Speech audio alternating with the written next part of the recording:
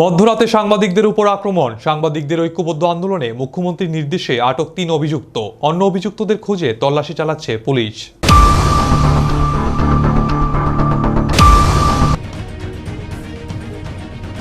পেশাগত দায়িত্ব পালন করার সময় আবারও আক্রান্ত হলো সাংবাদিক। রবিবার ও সোমবার অন্তর্বর্তী রাত প্রায় আনুমানিক 1:15 নাগাদ মৎস্যমণি এলাকায় কিছু দুষ্কৃতীর হাতে আক্রান্ত হয় কর্তব্যরত 6 জন সাংবাদিক। তারা রাতের দায়িত্ব পালন করতে যাওয়ার সময় হঠাৎ একটি গাড়ি থেকে 2 জন ব্যক্তি আচমকায় নেমে কোনো কিছু বলার আগেই মারধর শুরু করে প্রসেনজিৎ ভট্টাচার্য নামে এক সাংবাদিককে। তাকে বাঁচাতে গেলে আরো 5 জন সাংবাদিকের উপর আক্রমণ করে ওই দুষ্কৃতীরা। গাড়ি সহ আরো 6-7টি বাইক ছিল ওই দুষ্কৃতীদের সাথে। সাংবাদিকদের উপর আক্রমণের এই ঘটনাটি সঙ্গে সঙ্গে জানানো হয় আগরতলার পূর্ব থানার ওসি রানা চ্যাটার্জির গোচরে বিষয়টি নেওয়া হলে সাথে সাথে পুলিশ ঘটনাস্থলে আসে। সাংবাদিকদের উপর এই হামলার ঘটনায় একজনকে আটক করে সাংবাদিকরা। পুলিশ এসে তাকে পূর্ব থানায় নিয়ে যায়। সোমবার আক্রান্ত সাংবাদিকরা 3 জন দুষ্কৃতীর বিরুদ্ধে একটি মামলা দাখিল করে। এই মামলার পরিপ্রেক্ষিতে পুলিশ যে 3 জনকে গ্রেপ্তার করেছে তাদের নাম সুকান্ত দেবনাথ ওরফে নিশান, সৌরভ ভট্টাচার্য, আকাশ বণিক। ওরা খয়েরপুর এলাকার বাসিন্দা এবং নিজেদেরকে বিজেপি যুব মোর্চার সদস্য বলে দাবি করেছে। অপরদিকে এই মামলার ঘটনায় সাংবাদিকরা নিজেদের নিরাপত্তা চেয়ে পুলিশ সদর দপ্তরে ডেপুটেশন প্রদান করে ডিজিপি আইন শৃঙ্খলা অনুরাগ ধ্যানকরের কাছে। তাছাড়া মুখ্যমন্ত্রীর কাছে সাংবাদিকদের উপর এই হামলার ঘটনার অন্যান্য অভিযুক্তদের বিরুদ্ধে অবিলম্বে ব্যবস্থা নেবার জন্য দাবি তুলেছেন সাংবাদিক মহল। राउडी एलिमेंट हो, कोई भी क्रिमिनल हो, हमें कंप्लीटली फ्री हैंड है। ये सबसे पहले मैं क्लियर करता हूँ।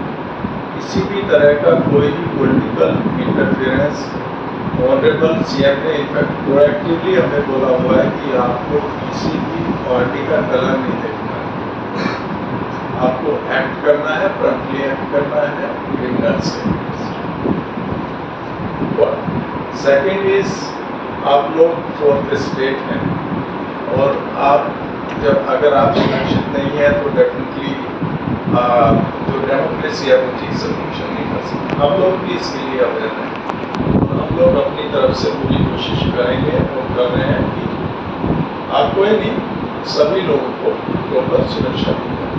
और सुरक्षा वी विल एंश्योर, तो जब मैं कह रहा हूँ वी विल एंश्योर। और तीसरा है रिगार्डिंग इस केस के बारे में, इनफैक्ट आप लोगों के आने के पहले ही मुझे ऑनरेबल सीएम से फोन आया है और उन्होंने बोला है स्पेसिफिकली इसमें इमीडिएट एक्शन लेना है। इनमें से 2 एक्यूज को ऑलरेडी आपने 3 लोगों के नाम दिए हैं इसमें।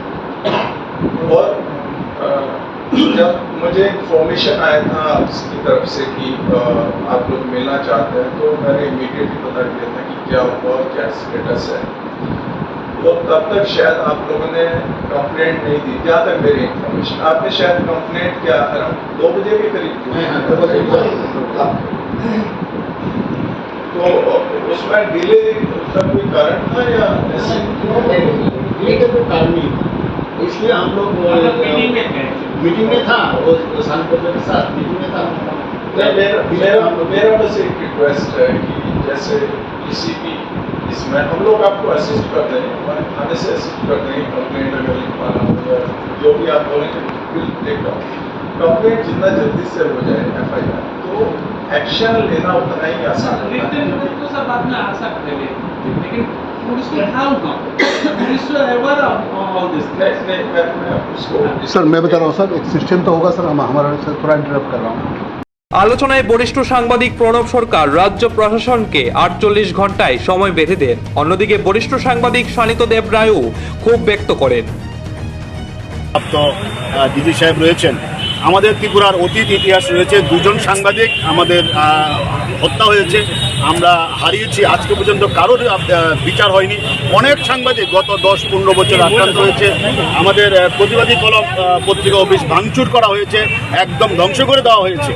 এটারও কোনো বিচার হয়নি। কালকে রাত্রে যে ঘটনা ঘটেছে আমরা স্তম্ভিত হয়ে গেছি। শহরের উপরে 4 জন সাংবাদিককে এইভাবে মারধর করা হয়েছে। আজকে আমরা এই খবর পেয়ে সকালে আমরা আজকের পরিবার পত্রিকা অফিসে আমরা বসেছিলাম, সবাই আমরা আলোচনা করেছি।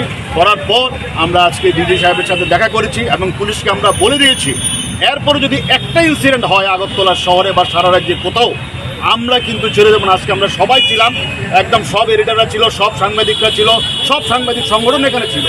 আমরা বলে দিয়েছি যে একটা ইনসিডেন্টও শহরের উপরে করা যাবে না। সাংবাদিকরা, ইলেকট্রনিক চ্যানেল যারা আছে, প্রিন্টের যারা আছে, তারা অধিক রাত্রে অবধি কাজ করবে তারা, যাতে ওদের যাতে কোনো ডিস্টার্ব। ডিজি সাহেব আমাদের এশিওর করেছে যে সাংবাদিকরা সারা রাত্রে যদি কাজ করে ওদের কিছু হবে না। আমরা দায়িত্ব নিয়েছি, আমরা এটা বিশ্বাস করি যে উনি এই কথা পালন রাখবেন, এবং ওনার কথা যদি না হয়, আরেকটা নামে যদি অ্যাটাক হয়, তাহলে কিন্তু আমরা সারা রাজ্যব্যাপী কিন্তু আমরা আন্দোলন করব। এটাই আজকে আমাদের প্রথম এবং শেষ কথা।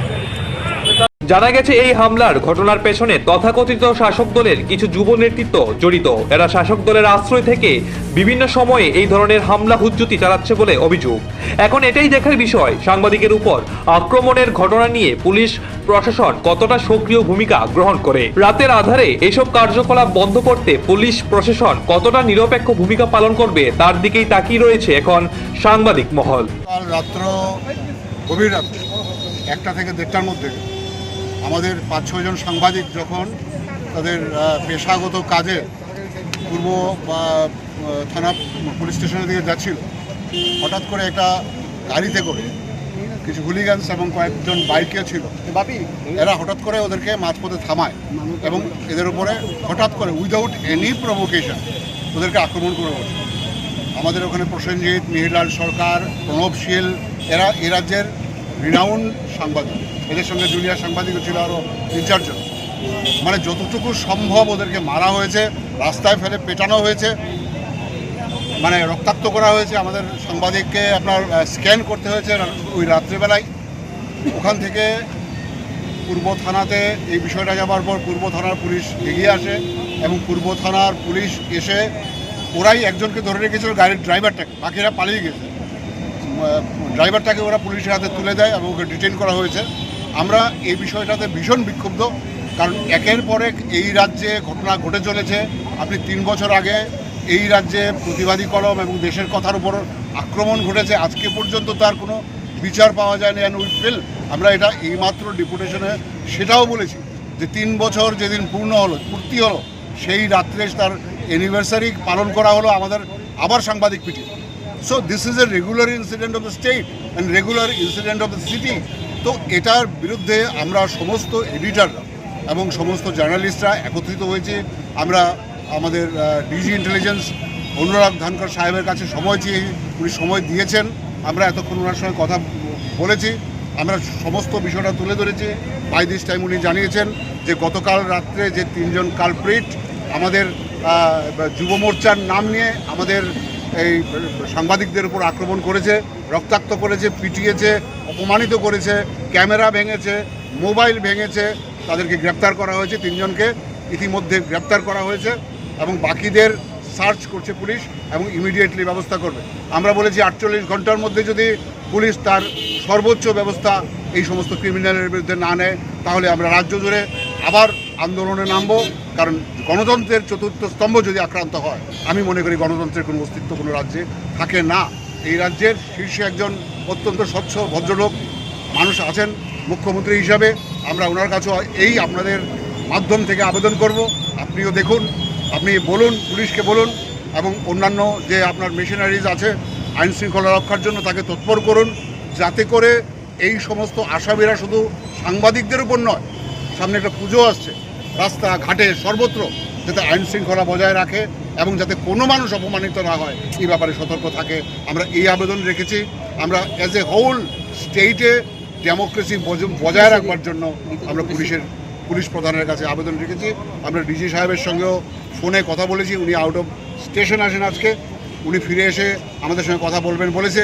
এই প্রসঙ্গে আমরা মুখ্যমন্ত্রী মহাশয়ের কাছেও আমরা এই আবেদন নিয়ে যাব এবং কথা বলবো। এটা আবেদন না বলবো না, এটা বলবো আমাদের দাবি।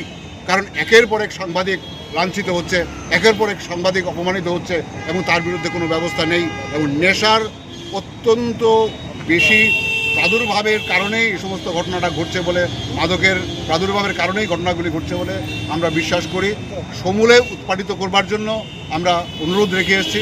এখানে সব সিনিয়র সাংবাদিকরা ছিল, সিনিয়র এডিটাররা ছিল, উনি আমাদের এশিওর করেছেন। আমরা আবার বসবো, এই ওনার থেকে সিদ্ধান্ত নিলাম, আমরা ওনার মতামত জানলাম এবং শুনতে পেয়েছি 3 জন অ্যারেস্ট হয়েছে। এরপর আমরা বসে তারপর আমরা পরবর্তী সিদ্ধান্ত নেব। যদি প্রয়োজন হয় আমরা